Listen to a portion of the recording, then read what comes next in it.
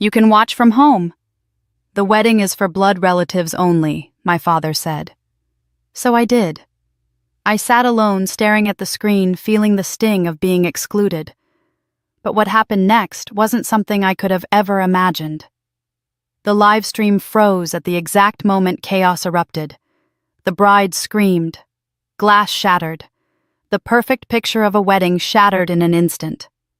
And then, in that frozen moment, I saw it. My fiancé Thomas, sitting with my father looking as if he belonged there. But that wasn't the worst part. What I saw next would change everything I thought I knew about my family. It wasn't just betrayal. It was a carefully crafted lie, one that would tear them apart and destroy everything they had built on deception. I had always been the outsider, the one excluded. But what I saw on that live stream wasn't just my rejection, it was the unraveling of their perfect little world. Stick with me, because what happens next will leave you speechless. My name is Rebecca Miller. I'm 32 years old, a graphic designer by trade, and until recently, I thought I had made peace with being forgotten. I live alone in a modest apartment in Chicago, the kind with creaky floors and a coffee shop downstairs that knows my order before I speak. My life is quiet, simple, and solitary by choice, or so I used to tell myself. I worked hard to build stability out of the chaos I came from, but there are wounds that no amount of routine or success can cover. My story doesn't begin at my sister's wedding. It begins nearly 2 decades earlier when I was just 14. That was the year everything shifted.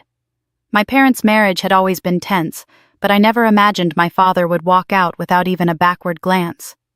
He left my mother and me as if shedding a skin he no longer wanted to wear.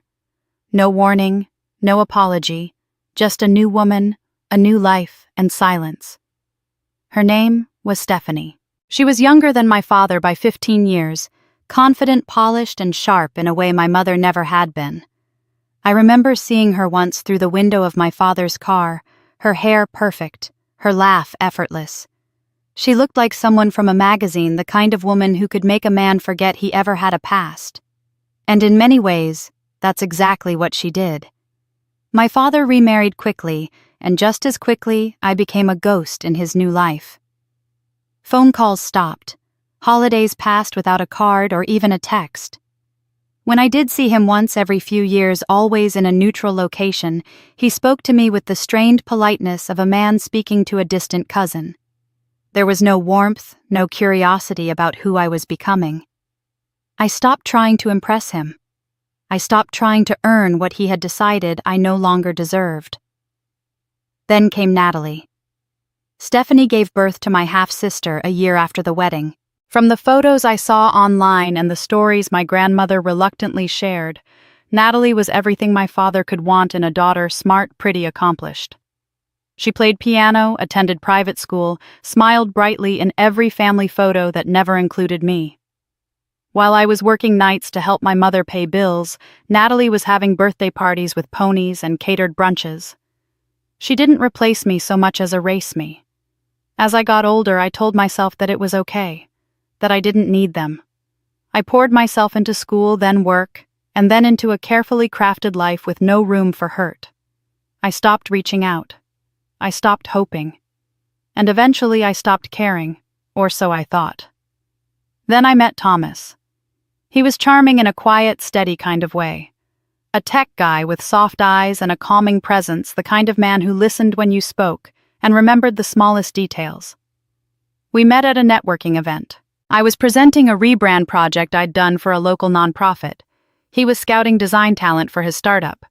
We hit it off almost instantly. Within 6 months, we moved in together. It felt safe. It felt like something I could finally count on. Thomas never asked much about my family. He knew they were distant.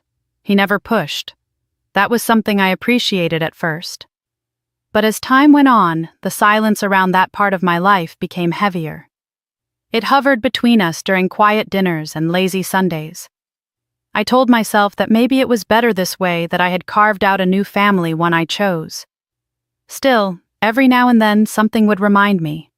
A father and daughter laughing in the park. A wedding invitation in the mail from someone I barely knew. A voicemail from an old neighbor saying she ran into my dad and he looked great. These moments chipped away at the wall I'd built, but I kept patching it back up. I didn't talk about my mother much either. She passed when I was 26.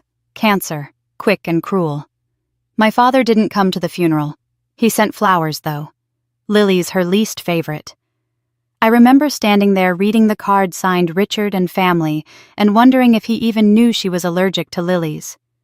After Mom died, it felt like the last thread tethering me to him had snapped. I was truly alone, and for a long time I told myself that was a strength. I didn't need them. I had my work, my apartment, and eventually Thomas.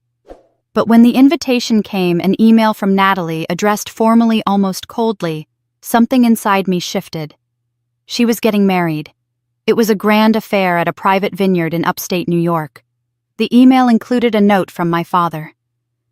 Due to limited space, we've decided to keep the guest list to immediate family only. You can watch from home via livestream. That single sentence did more than sting. It reopened everything I thought I had buried. Because for the first time in years, I wanted to be there. Not for him. Not even for her. But for myself. I wanted to see where I stood. I wanted to know if after everything I still had a place. So I watched. I told myself it didn't matter. That I was just curious. That it was just another wedding and I was fine. But when the video froze and the screaming began, when glass shattered and faces twisted in panic, I saw something that changed everything. Not just a mistake. Not just a betrayal. A secret. One I was never supposed to see. And that's when everything began to unravel. The email arrived on a Wednesday morning. It was tucked between a spam ad for vitamin supplements and a reminder from my bank about a statement I never read. The sender's name made my stomach clench before I even opened it. Natalie Williams, my half-sister, the one who grew up in the house that used to be mine, the one who had everything I didn't. I hadn't heard from her in over a year, maybe more, and even then it had only been a forwarded Christmas e-card with no personal message. And yet here she was in my inbox, her name glowing like a ghost from a world I no longer belonged to. The subject line read, "Wedding Livestream Details." I stared at it for a moment, trying to make sense of the strange pairing of words. I clicked it open. "Hi, Rebecca. Hope you're doing well. Just wanted to pass along the information for the live stream in case you'd like to join us virtually. We're keeping the in-person ceremony small, just close family. Thanks for understanding." Best Natalie attached was a digital invitation complete with vineyard-themed calligraphy and gold leaf accents. The names Natalie Grace Williams and Zachary Cole Anderson danced across the top in looping fonts. Below that, in a smaller italicized note, "Due to limited capacity, the couple has chosen to include only immediate family members and blood relatives in the in-person celebration. Thank you for your support and love." And then, as if to twist the knife, a final forwarded message from my father himself. It was short, efficient, cold. "Rebecca, you can watch from home. The wedding is for blood relatives only. Dad." I didn't move. Not for a long time. The cursor blinked at me as if it were waiting for a response, as if I might type something in return. But there was nothing to say. What words could I offer when the message had been so clear? I closed my laptop and stood by the window. Outside, the world carried on. Cars passed, a dog barked across the street. Someone watered their plants on the balcony below. Ordinary sounds in an ordinary morning. But inside my chest was tight with a silence that wasn't ordinary at all. I wanted to believe it was about space, logistics, that maybe the venue truly couldn't accommodate more guests. That maybe despite the hurt, it wasn't personal. But I knew better. My father was wealthy. He could rent out an entire estate if he wanted. This wasn't about space. This was about exclusion. It was the tone that got to me. Not just Natalie's passively polite wording, but my father's blunt dismissal. "You can watch from home." As if that were some kind of generous offering. As if I should be grateful for the chance to watch from a distance. And then that phrase, "blood relatives only." The words repeated in my mind like a taunt. I was his daughter, his only biological child. Natalie was the half. And yet here he was drawing a line in the sand that placed me on the outside. It didn't make sense, at least not on the surface. But the more I thought about it, the more something else began to stir in me. This wasn't just about family dynamics. This wasn't just Stephanie pushing me out or Natalie wanting a clean guest list. No. This felt strategic, purposeful. My father had never been a warm man, but he was calculating. He never did anything without a reason. And this felt like a move on a chessboard, a deliberate removal of a piece he no longer needed in play. The memory of that forwarded message burned in my mind. He hadn't even sent it directly. He'd let Natalie be the messenger, then added a note at the bottom like an afterthought. Not, "We'd love to have you watch." Not, "I'm sorry it has to be this way." Not even, "Hope you're well." Just cold, distant instruction. The more I sat with it, the more questions started to rise. Why was he so determined to keep me away? What was he trying to control? Was there something he didn't want me to see, or someone I found myself scrolling through social media half out of reflex, half out of a growing hunger for clarity? Natalie's engagement photos were everywhere, her in a white dress laughing Zachary looking every bit the all-American groom. My father appeared in several shots, beaming with pride, his arm around her as if she were his one and only child. Stephanie, too, always close, always perfect. There were no photos of me, of course. No mention that he had another daughter. I didn't exist in their version of the story. I hadn't for a long time. But now, for the first time in years, I didn't just feel forgotten. I felt erased. And erasure comes with a different kind of sting. One that seeps into your bones and makes you question whether you were ever real to them at all. I went back to the email and stared at it again. My first instinct had been to delete it, to ignore the entire thing and go on with my life. But something stopped me. Maybe it was pride. Maybe it was curiosity. Maybe it was the need to know why. I clicked the link. A new tab opened, and there it was, a countdown timer to the live stream. 10 days. 10 days until Natalie's perfect day. 10 days until I was expected to watch from the sidelines, smiling through a screen as if that would ever be enough. I bookmarked the page. Whatever reason they had for keeping me away, I wanted to find out. Because this wasn't just a wedding. It was a message. And I intended to read it all. The 10 days leading up to the wedding crawled by each one, thick with tension I couldn't explain. Ever since I opened that email, something had shifted, not just in how I saw my family, but in how I saw the life I'd built with Thomas. At first, I chalked it up to stress. The past was resurfacing, old wounds reopening, and I assumed that maybe I was just more sensitive than usual. But the more I paid attention, the more I realized the change wasn't only inside me. Thomas was changing too. He had always been steady, consistent, the kind of man who asked about my day, even when his was worse, who remembered what kind of tea I drank when I was sick. But that version of him had slowly started to fade. He was distracted, abrupt, glued to his phone. Conversations between us felt clipped, like I was talking to someone halfway out the door. I asked if everything was okay. He smiled too quickly and said it was just work. A launch coming up. A round of funding to secure. Nothing unusual. But I knew his rhythms, and this wasn't one of them. One night, 4 days before the wedding, I heard him on the phone in the living room while I was brushing my teeth. His voice was low, urgent, the kind of tone people use when they're trying not to be overheard. I paused, toothbrush in hand, and listened. I couldn't hear much at first, just a few stray phrases. "No, she doesn't know," he said. Then a pause. "Yes, I'll be there early, before the rehearsal dinner." I froze. He wasn't supposed to be attending the wedding at all. At least that's what he'd told me. He had acted as surprised and indignant as I was when I showed him the email. Even said he'd skip his own friend's bachelor party out of solidarity. But here he was, planning to be there before the rehearsal dinner. I rinsed my mouth and stepped quietly into the hallway, moving closer to the edge where I could hear better without being seen. The next voice I heard stopped me cold. It was my father's. I couldn't hear every word, but I heard enough. They were talking about property investments, a vineyard acquisition, potential licensing for a hospitality expansion. My father was giving Thomas numbers, projections, timelines. It was the kind of conversation you'd expect between longtime business partners, not between a protective father and his daughter's boyfriend. And certainly not between two men who, as far as I'd been told, barely knew each other. Thomas's voice dropped again. She still thinks she's out of the loop because of the wedding stuff. She hasn't asked questions. My blood ran cold. I stepped back quietly enough not to make noise, but quickly enough to put a wall between me and what I had just heard. I didn't confront him that night. I couldn't. I didn't even know what to say. My mind was racing in too many directions.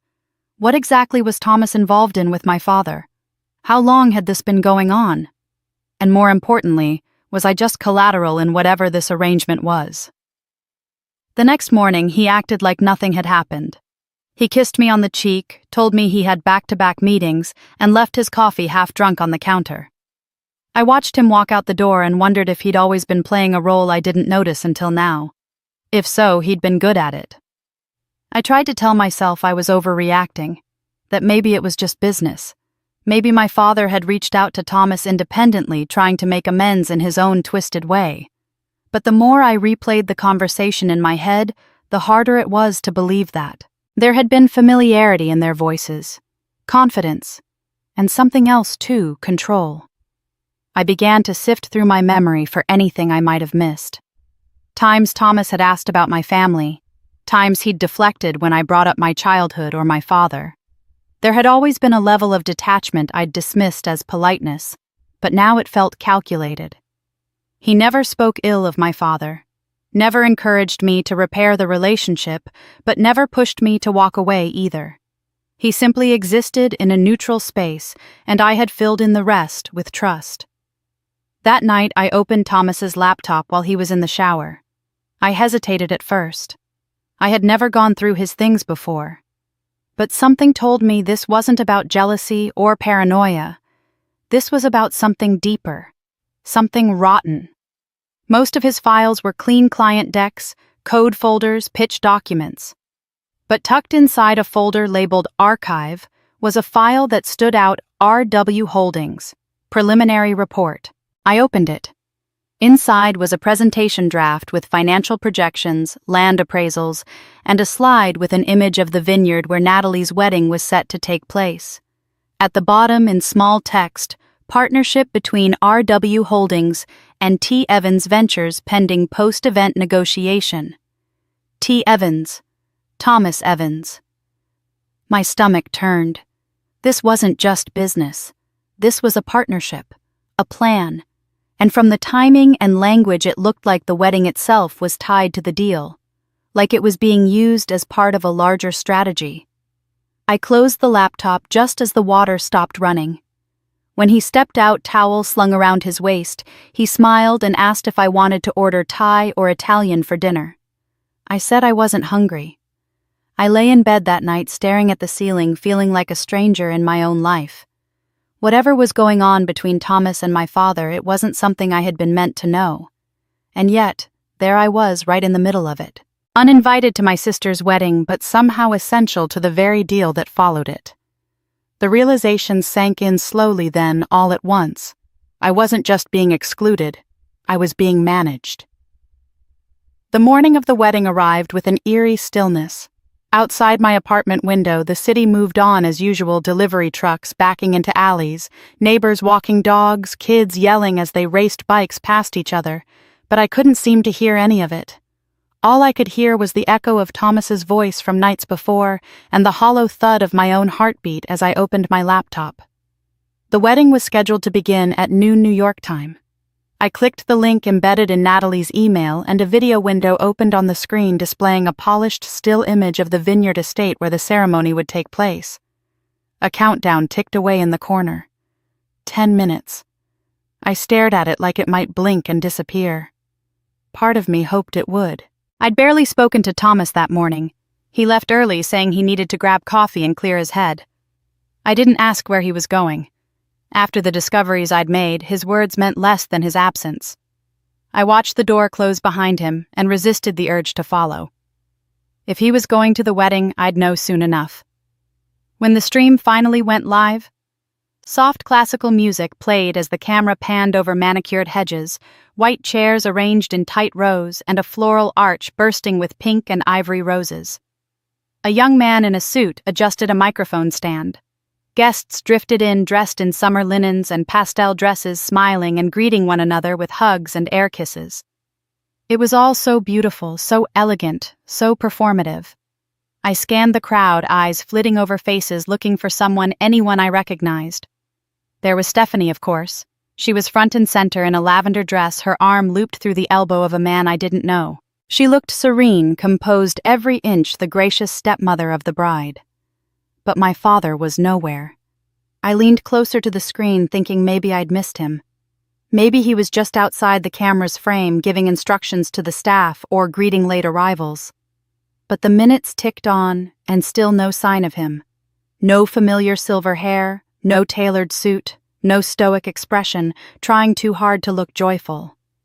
And then I noticed someone else was missing too. Thomas. My breath caught in my chest.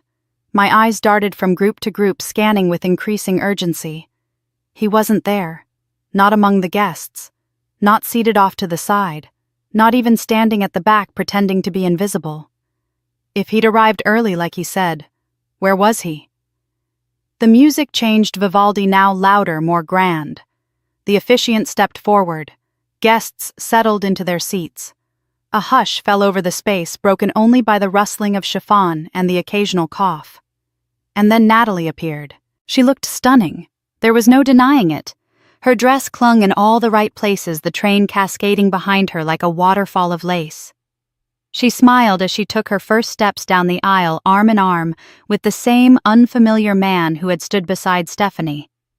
And still, no father of the bride. I stared frozen, watching my sister walk toward a future I was never meant to be part of, flanked by people who had rewritten the past without me in it. The officiant began his welcome, speaking of love and family and unity. I barely heard the words. My eyes kept scanning the background, the edges of the frame, looking for movement. A glimpse of a face, I recognized a clue. That's when I noticed something else. Near the back, just beyond the rows of seated guests, stood a man holding a tablet. He wasn't filming. He was watching. Watching the crowd, not the couple. He wore a black earpiece, and every few seconds he spoke into a microphone clipped to his collar. Security, maybe. Security. But why would a wedding like this need private security? My stomach turned. Something was off. The camera angle shifted slightly as the ceremony moved forward. Zachary looked nervous, but happy. Natalie beamed up at him, glowing with anticipation. The officiant spoke about lifelong commitment, about promises and honesty and truth. I almost laughed out loud. Truth. There was so little of it here. And then something strange happened. The camera glitched, not just a lag, but a stutter, a hiccup in the stream. The video skipped a second, then two. Natalie's head turned mid-smile as if someone had called out her name. Then the picture froze. No sound, no movement. Just a frozen image of my sister, half-turned, her smile starting to falter. I waited, heart-pounding, staring at the unmoving screen. I refreshed the page. Nothing. Checked my internet connection. It was fine. My cursor hovered over the tab like it might spark the feed back to life. But it didn't. And that silence, the digital kind, the kind that follows a blackout, rang louder than any scream. They were there. My family. My boyfriend. My sister. And I wasn't just excluded. I was being kept in the dark. On purpose. For a moment, nothing moved. The screen had frozen on Natalie's face, half-turned, her expression shifting from joy to something I couldn't quite name. The audio had cut out completely, no violins, no vows, just dead silence. I sat frozen myself, staring at the screen, willing it to restart, to blink, to do anything. Then it did. The video jumped, no fade, no warning, just a flicker, and suddenly the angle had changed. It was a wide shot now from the back of the aisle, capturing the whole gathering from behind. The bride and groom were no longer in view, but the guests remained, some still seated, others standing, all craning their necks towards something just out of frame. And then I saw him. Thomas, sitting there in the third row, surrounded by my father, Stephanie, and two men I didn't recognize. His head was turned slightly to the side as if he had just said something to the woman next to him. He laughed. He looked relaxed, comfortable, like he belonged. He was supposed to be in Chicago. He had left the apartment that morning in jeans and a hoodie. No suitcase, no suit. No mention of a flight, a drive, a plan. He'd said he was just stepping out for coffee. But there he was, dressed in a navy blazer and crisp white shirt tie, perfectly knotted hair neatly combed. Not a trace of hesitation in his posture. No guilt. No anxiety. Just ease. The image lasted no more than 3 seconds before the screen went black again. I blinked, breath caught in my throat, unsure if I'd really seen what I thought I had. I refreshed the stream. Nothing. I reopened the page in a new tab, still blank. I checked the event's social media account. Comments were already piling up. Anyone else lose the feed? What's going on? It just cut out, right when things were getting good.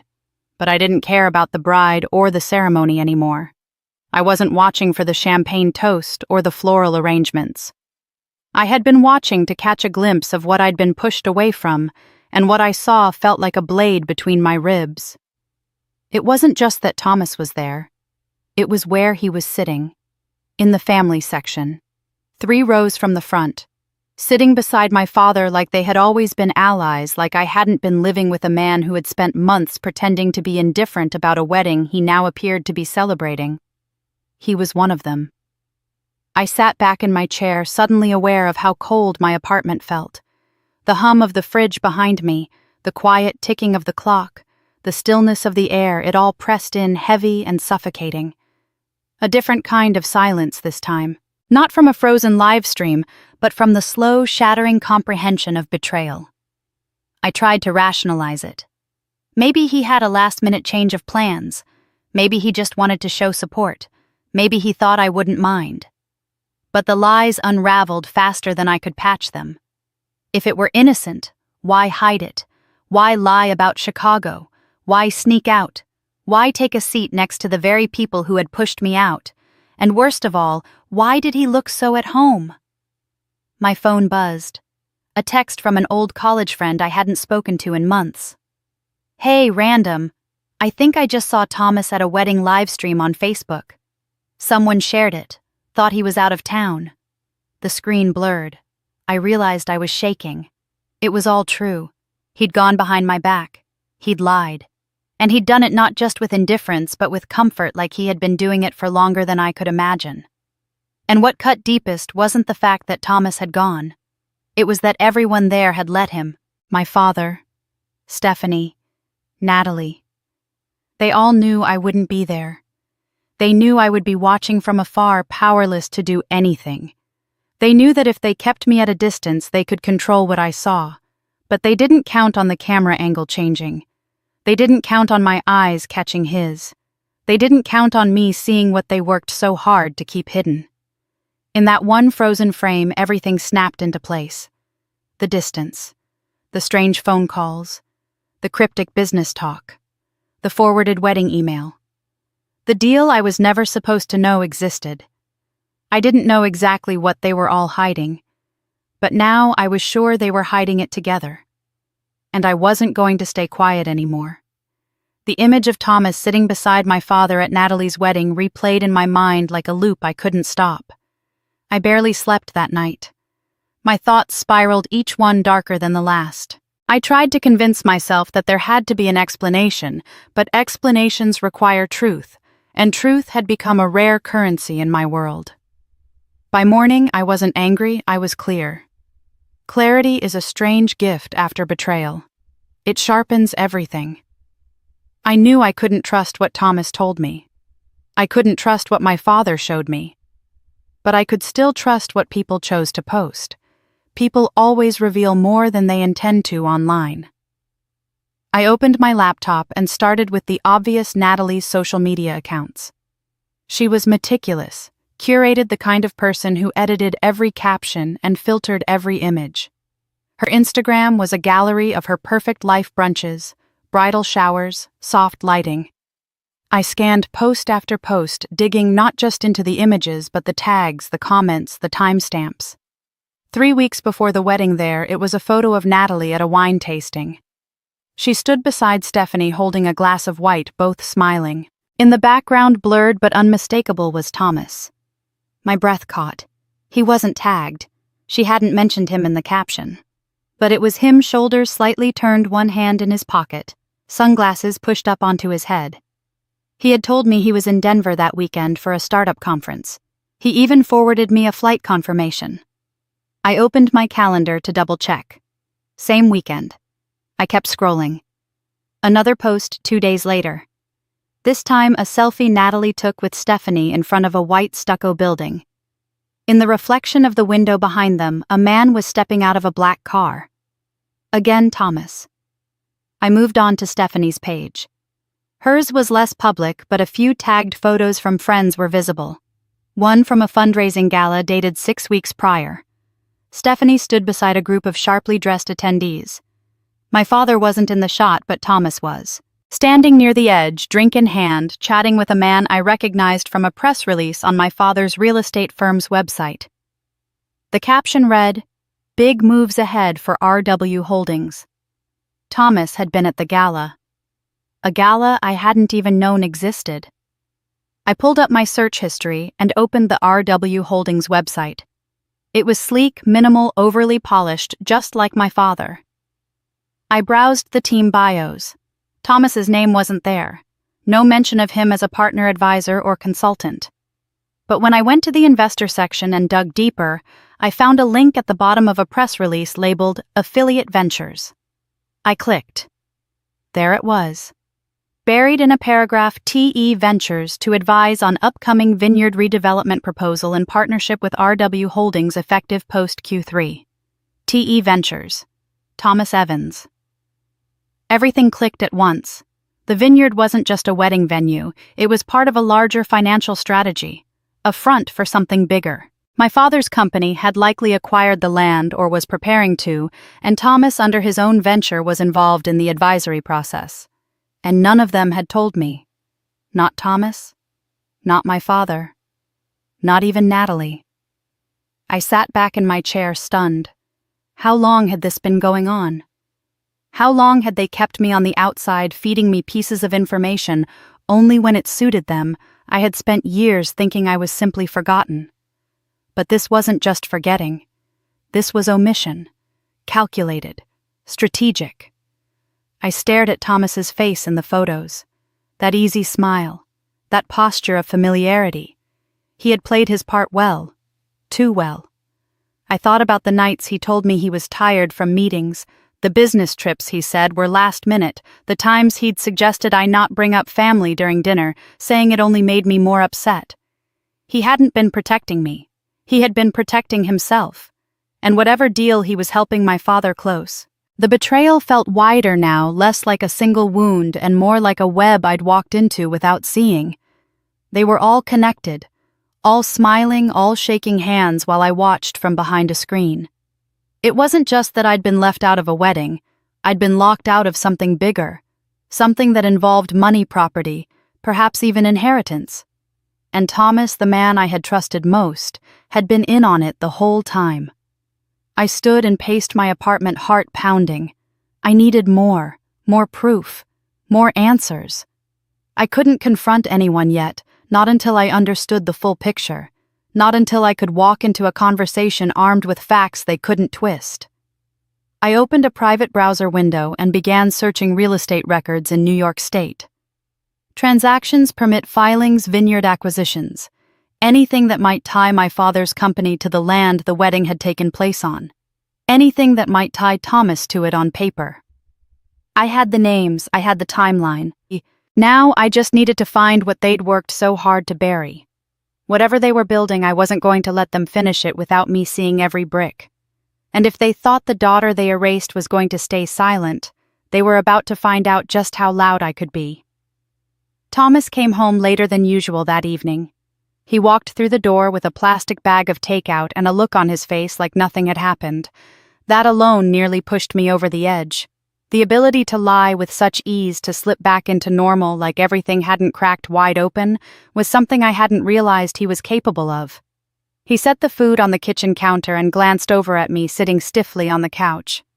"I got that spicy chicken you like," he said. I didn't respond. He turned. "Rebecca."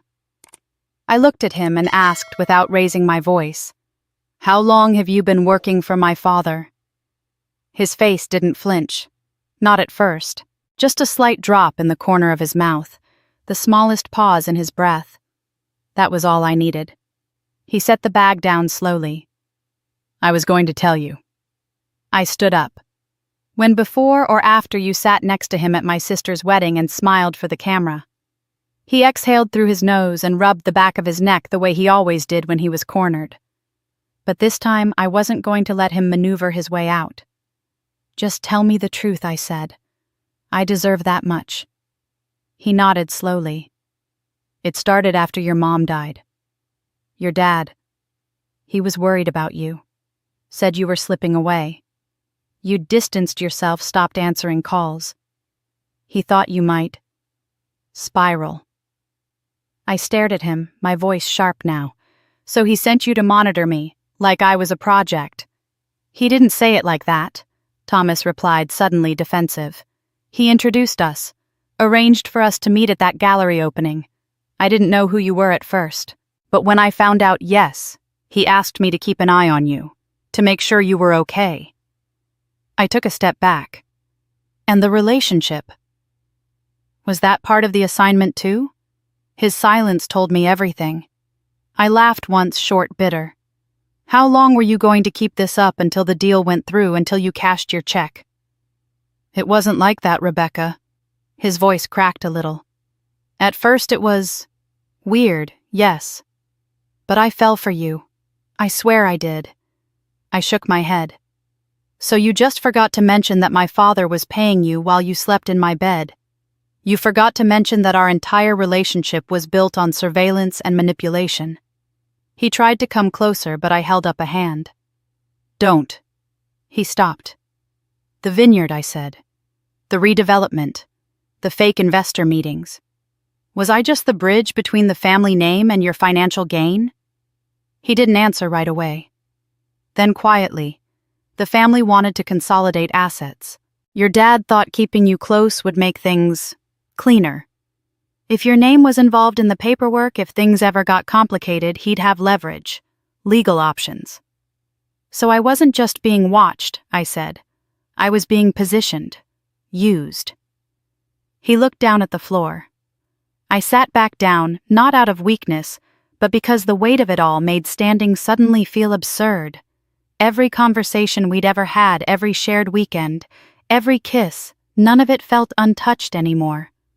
It was all connected to this grotesque arrangement, this carefully constructed lie I'd mistaken for love. "My mother hated him," I said quietly. "I never knew why. I thought it was about the affair. But now I see it. She saw what he was capable of. She saw what he'd do to protect his image, his power. And now I'm just another transaction in his portfolio."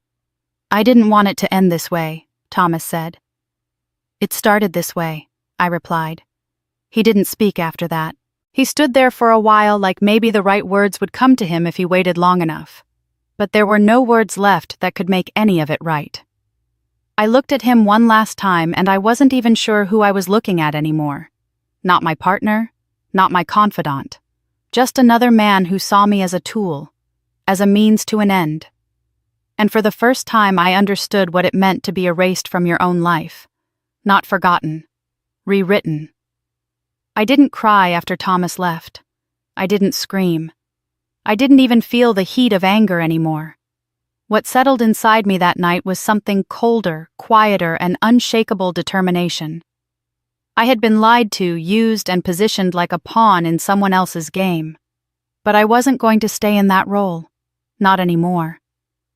I began my investigation the next morning, not with revenge in mind, but with clarity. I needed answers, real answers, not filtered through Thomas's mouth or hidden in boardroom slides. I started where I knew it would hurt them most money. My father's company, RW Holdings, had always been something of a mystery to me. A real estate conglomerate, yes, but its specifics, vague at best.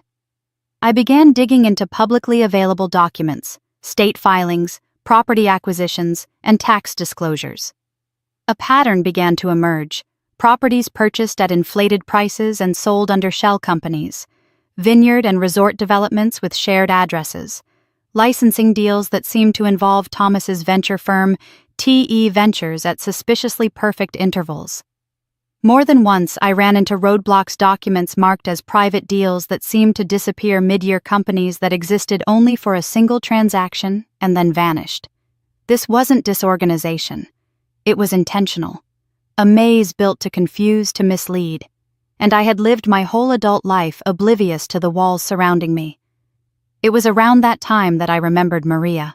Maria Vega had been my mother's closest friend for years.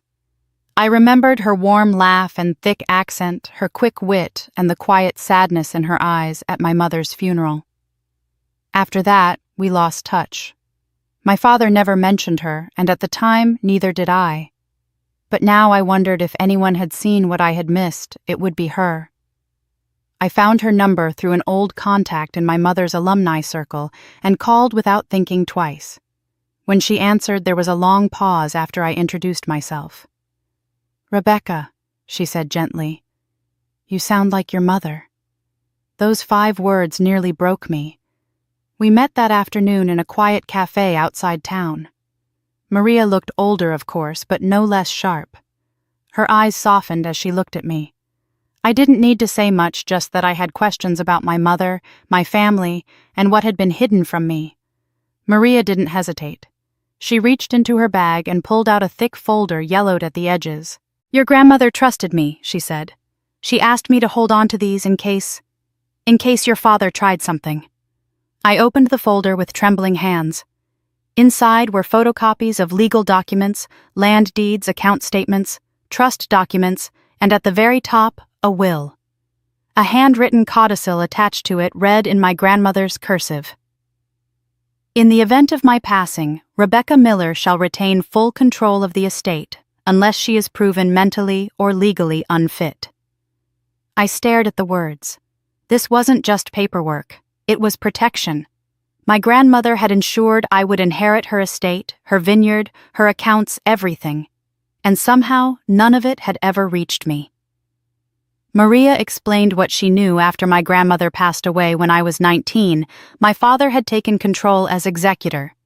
He had presented a different version of the will, one that named him as the primary trustee. With my mother gone and me away at school, there had been no one to challenge him. He claimed I wanted nothing to do with the estate, that I had waived my rights. He forged my signature. My hands trembled as I sifted through the pages.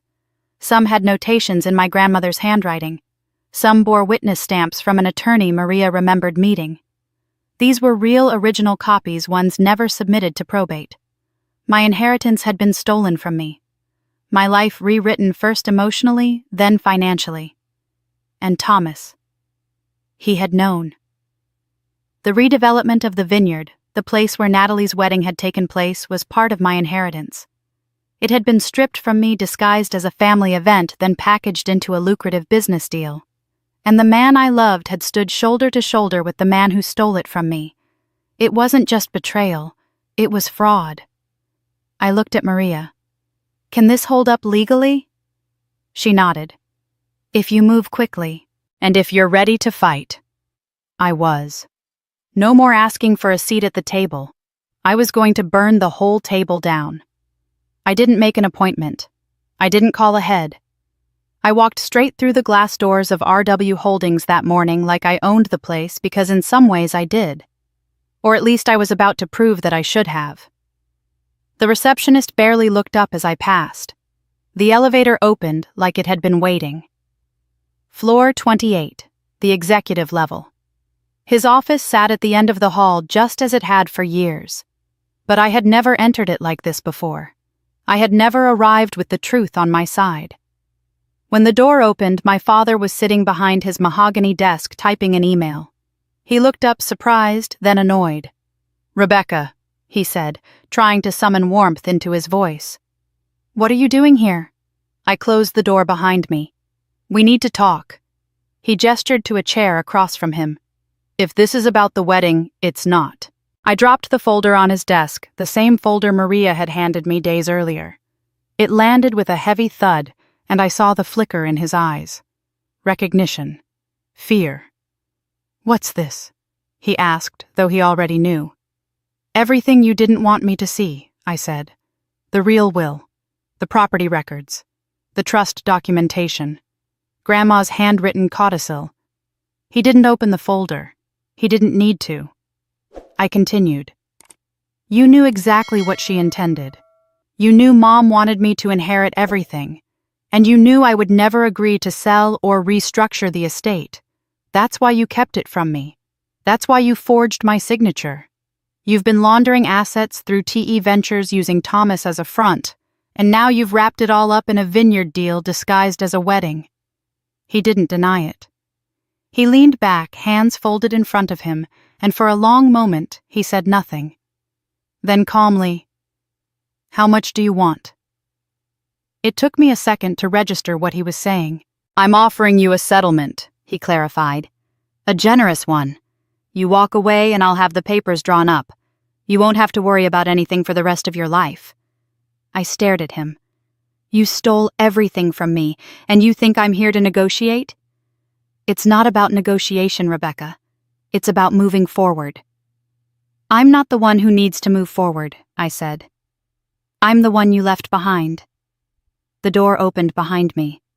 I turned to find Stephanie stepping in perfectly composed silk scarf draped around her neck, like this was just another charity luncheon. "Well," she said, "I assume the truth is out.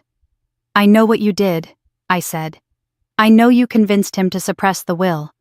I know you told him my mother never trusted me, that I couldn't handle responsibility." Stephanie tilted her head, amused. "Your mother was sentimental. She thought blood alone made someone worthy." I disagreed. "You mean she thought I was her daughter? And you wanted to make sure I paid for that?" She smiled, just barely. "You were always a problem, Rebecca. Not loud, not dramatic, just inconvenient. And frankly, I thought Thomas would be enough to keep you quiet." My hands clenched at my sides. "You thought wrong." My father stood now. "Rebecca, listen to me. This doesn't have to get ugly." "It already is," I said. He stepped closer. "You're my daughter." "No," I replied. "I'm your liability." They thought I came here to bargain. They still didn't understand. "I'm not walking away," I told them. "I'm going to court. I'm going to the press if I have to. You forged legal documents. You buried my inheritance. You used my partner to spy on me. This ends now." Stephanie's mask cracked for the first time. "You'd destroy your own family." "You destroyed it," I said. "I'm just turning on the lights." I left them standing there, surrounded by the ruins they'd built with lies. For years I thought I was the outsider in my own family. But now I saw the truth. They hadn't pushed me out. They'd been trying to erase me. But I was still here. And I was done being quiet. I filed the lawsuit on a Tuesday. There was no dramatic courtroom scene yet, just a carefully prepared stack of documents delivered to the county clerk's office by my attorney, Linda Hayes, a sharp, quietly forceful woman who didn't flinch when I told her my father's name. She took one look at the files Maria had given me and said, "He's going to regret underestimating you." By Friday, a formal complaint had been submitted to the state's Office of Legal Affairs. By Monday, the press got wind of it. They started small local finance blogs, a regional news outlet, but the story was too rich to ignore.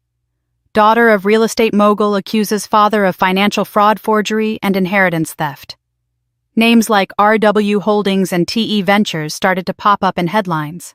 I didn't have to say much. The facts spoke for themselves. My father, the man who had built a reputation around legacy structure and clean business, was suddenly a name associated with fraud. And it wasn't just a media nightmare, it was a legal one. The original will from my grandmother, the property transfers, the forged signature. It was enough to trigger a formal audit by the state's Financial Crimes Unit. But the real shock came 2 weeks later. Linda called me, her voice unusually tense. "You should sit down." RW Holdings had lost 3 of its largest investors. Quiet exits, no public statements. But the message was clear: they were cutting ties. The 4th and 5th came days later. Major banks and a private capital firm that had worked with my father for over a decade. One of them leaked their reasoning to the media. "We cannot continue a partnership with an organization under serious legal scrutiny involving allegations of financial misconduct, forgery, and misrepresentation of inheritance claims."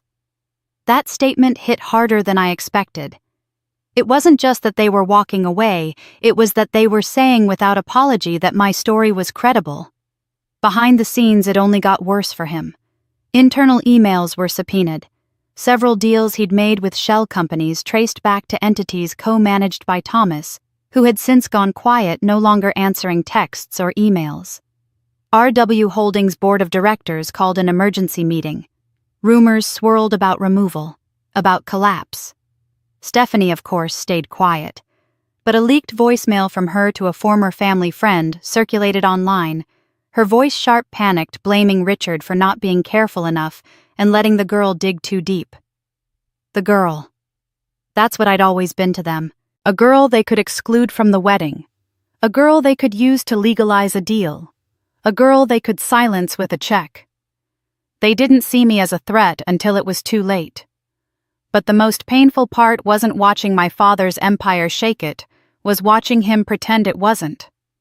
I saw him once during the early fallout crossing the lobby of RW's building, sunglasses on, suit perfect. But his stride had changed. He moved slower. He was looking over his shoulder. The man who once controlled everything was now trying to hold together the pieces of a story he no longer owned. Meanwhile, I received messages from people I hadn't spoken to in years. An old colleague from college saw the news. "Good for you." A former assistant of my father's. We always knew something was off. Even a journalist wrote, "If you ever want to tell your story in your own words, we'll make space." But I wasn't doing this for headlines. I wasn't doing it for revenge anymore either. I was doing it to reclaim something that had always been mine, not just the land or the assets, but my name, my voice, my place. Because when you've been erased by people who claim to love you, the most radical thing you can do is prove you were always there. And now the world was finally starting to see it. When the news broke, it didn't begin with a bang. It started with a leak. A whistleblower, anonymous, but later speculated to be a disgruntled former associate, sent a cache of internal emails, financial statements, and draft contracts to several major media outlets. Within hours, what had once been speculation became undeniable fact. The documents confirmed everything: false reporting, undisclosed holdings, cross-collateralized debts hidden under shell entities, and forged beneficiary transfers. And at the center of it all, Thomas Evans. His name appeared on every document that mattered: joint advisor roles with RW Holdings, forged asset evaluations, and internal memos recommending preemptive silencing of potential inheritance claims. He wasn't a bystander. He was a primary actor. Within 24 hours of the leak, every remaining contract under TE Ventures was frozen. Partner firms issued statements distancing themselves. Investors demanded audits. His face disappeared from company websites. LinkedIn scrubbed. Social media locked. A popular finance blog ran the headline, "The Golden Boy Who Gambled It All and Lost." But it was worse than a fall from grace. It was obliteration. Thomas released a statement. Bland, legal. Something about regret, cooperation, and truth in time. But no one cared. His silence had spoken too loudly for too long, and now the crowd had turned. But it wasn't just Thomas. In the second wave of fallout, more documents emerged: emails between Stephanie and Richard flagged by auditors now combing through RW Holdings systems. One in particular drew attention. Dated 2 years earlier, it read, "She'll never understand what this family needs." She was her mother's weakness, not ours. The sooner we bury the old woman's intentions, the better. It was signed, Stephanie. The backlash was swift. Stephanie, who had spent years positioning herself as a philanthropic powerhouse, was forced to resign from 2 nonprofit boards within a week. A third released a public letter condemning her disregard for basic ethical integrity. Photos of her smiling at the vineyard wedding now reappeared in editorials about greed manipulation and legacy laundering. And then came Natalie. Up to that point, she'd largely escaped the public's attention. Young, newly married, the face of innocence in a storm. But more messages surfaced, screenshots of conversations, one in which she asked her mother how to ensure Rebecca never gets wind of the trust stuff. Another from months before the wedding, Dad said he'd handle it. She'll watch from the sidelines like always. Rebecca. Sidelines. The world didn't like that. Suddenly, Natalie's face wasn't a bridal symbol anymore. It was a smirk plastered beside headlines like "Sister of Silence" and "When Blood Isn't Family." Her husband's startup dropped 10% in valuation in a single week after social media campaigns called for investors to reconsider backing a family tied to scandal. Public sympathy had shifted. Not for Richard, not for Stephanie, not for Natalie, but for me. I never asked for that spotlight. I never wanted it. But now that it was here, I used it carefully. I gave one interview, just one. A taped segment for a national morning show. I told the truth plainly. I didn't cry. I didn't accuse. I simply explained what had been done and what I had chosen to do in response. That restraint made it more powerful. Viewers called in by the hundreds. Emails poured into the show's inbox, not just from women but from men, parents, grown children, people who had been disinherited, disrespected, dismissed. People who understood what it meant to be erased and what it took to fight your way back into your own story. For every fall my family took, I rose a little further, not with pride, but with peace. I didn't need to celebrate Thomas's collapse. I didn't need to see Stephanie's name scrubbed from every gala invite. I didn't need to watch Natalie's public persona unravel. What I needed, what I finally had, was the truth. Out in the open. Unshakable. Undeniable. Mine. 6 months later, the court ruled in my favor. The original will was upheld.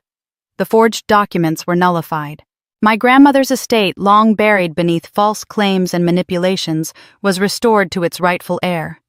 To me. I was awarded full ownership of the vineyard, the family land, and the liquid assets my father had hidden behind shell companies and fake trusts. But when the judge read the verdict, I didn't feel triumphant. I felt clean. It wasn't about the money. It had never really been about the money. It was about being heard, being seen, being acknowledged not as a burden or an inconvenience, but as someone who mattered. Someone who had always mattered even if they tried to erase me. When the news was made official, I didn't hold a press conference. I didn't post anything online. I went home, made myself a cup of tea, and sat in silence. Not because I was empty, but because I was full for the first time in years with a peace I could trust. But that peace came with clarity. Because I knew I wasn't the only one. My story had sparked something. Since the interview aired, I'd received hundreds of messages, letters from people who'd been left out of wills, discredited by stepfamilies, manipulated into signing away everything by people they thought they could trust. They didn't just want to congratulate me. They wanted help. And I realized I could give it to them. I used a portion of the settlement to create something my family would never have imagined, a nonprofit legal fund dedicated to supporting individuals cut out of their family's inheritance due to manipulation, abuse, or fraud.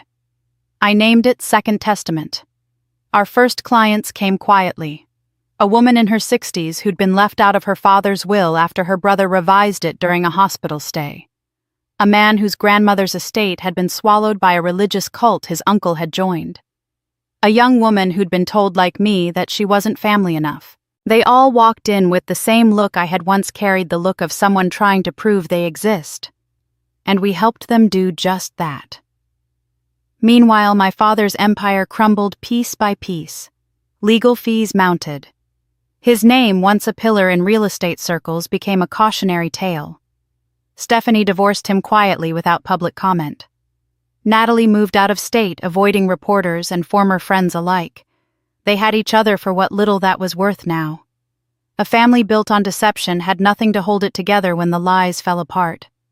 But I wasn't watching them anymore. I had moved into the vineyard house.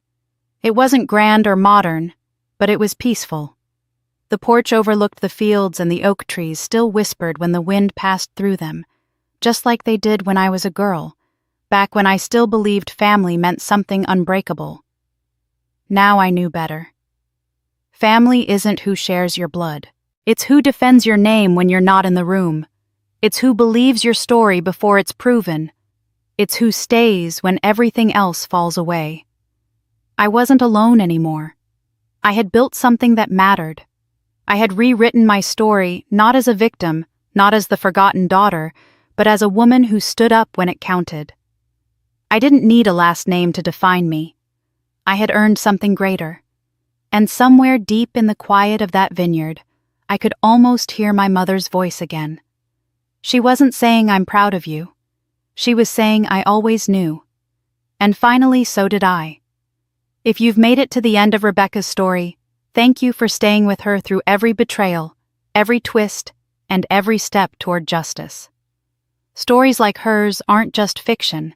They reflect the pain, silence, and strength many carry, but rarely voice. If this story moved you, or if you've ever felt dismissed, overlooked, or erased by those who should have protected you, we want to hear from you. Share your thoughts in the comments. What would you have done in Rebecca's place? Do you believe forgiveness is possible after a betrayal that deep? And if you want to see more stories that reveal the dark truths behind perfect family portraits and show how resilience rewrites the ending, make sure you subscribe. Each week we bring you powerful tales of justice, reckoning, and strength you won't find anywhere else. Let your voice be part of this community, because some stories deserve to be heard all the way through.